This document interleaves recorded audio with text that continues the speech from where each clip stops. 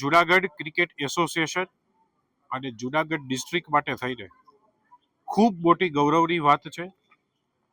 આપ સૌ જાણો છો કે 2 દિવસ પહેલા જ જે આવનારા આઈપીએલ સિઝનનું ઓક્શન જે આબુધાબીની અંદર કરવામાં આવ્યું, જેની અંદર જુનાગઢનો 21 વર્ષનો છોકરો ક્રેઝ ફુલેત્રા, જેને હૈદરાબાદે બેઝ પ્રાઇઝ એટલે કે 30 લાખ રૂપિયાની અંદર એને હૈદરાબાદની ટીમમાં એની પસંદગી કરવામાં આવી. એ એક્સપિરિયન્સ જ બહુ મોટી વાત છે. પૈસા તો ગોળ છે, પણ ક્રેઝ છેલ્લા ઘણા વર્ષથી 21 વર્ષની ઉંમર છે, 9 વર્ષનો હતો ત્યારથી મહેનત કરતો હતો. સૌરાષ્ટ્ર ક્રિકેટ એસોસિએશનની સાથે અમે મળીને કાયમ માટે એના અફિલિયેશન, એના ગાઈડન્સ નીચે સિલેક્શન કમિટીની અંદર અમે લોકો કામ કરતા હોઈએ છીએ.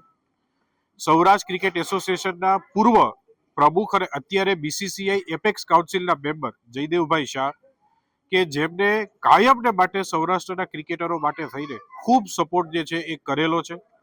મને કહેતા આનંદ એ પણ થાય છે કે જુનાગઢ ડિસ્ટ્રિક્ટના પ્લેયર્સ અત્યારે માત્ર 3 જ ફોર્મેટ કે 4 જ ફોર્મેટ એવા છે કે જેમાં આપણે, જે ખૂબ મોટા ફોર્મેટ છે, પણ જેમાં આપણે હવે આવનારા દિવસોનો આપણો ટાર્ગેટ છે, જે ઇન્ડિયાની ટેસ્ટ ટીમ હોય, અંડર 19 ઇન્ડિયાની ટીમ હોય, ઇન્ડિયા એ છે, અને મેઇન આપણી જે ઇન્ડિયાની ટીમ જે છે, જે વન ડેઝ અને T20 રમતી હોય.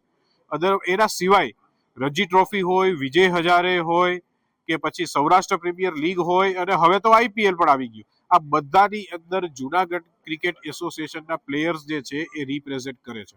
આનું માત્ર ને માત્ર કારણ જે છે એ મારા કોચિસને પણ એનો જસ જાય છે.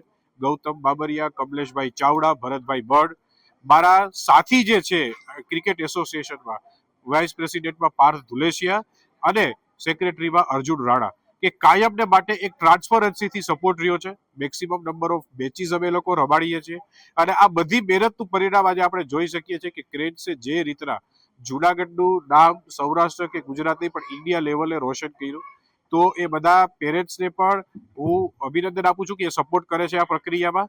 અને ખાસ કરીને પ્રિન્ટ અને ઇલેક્ટ્રોનિક્સ મીડિયાને પણ કે આજે તમે આ ખૂબ સરસ જે છે એ કવરેજ લેવા આવ્યા છો. આવનારા દિવસોની અંદર પણ હજી એક ક્રિકેટરો જે છે એ ઇન્ડિયાની ટીમની અંદર પણ હરેક ફોર્મેટમાં રિપ્રેઝેન્ટ કરે, આવા કાયમ માટે અમારા પ્રયત્નો રહ્યા છે, અને આ જ ટ્રાન્સપરન્સીથી અમે લોકો કાયમ માટે ચાલશું.